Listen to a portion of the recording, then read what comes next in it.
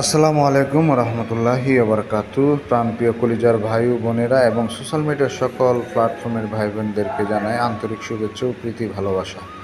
আজকে আর একটা নতুন ভিডিও নিয়ে আসলাম। আশা করি আপনাদের একটু হলেও ভালো লাগবে। এই পরিবেশটা বিকেলবেলার এক মুহূর্ত, সুন্দর একটি মুহূর্ত কাটালাম। আমরা তিন বন্ধু একসাথে সবসময় মার্কেটে যাই, ঘোরাফেরা করি।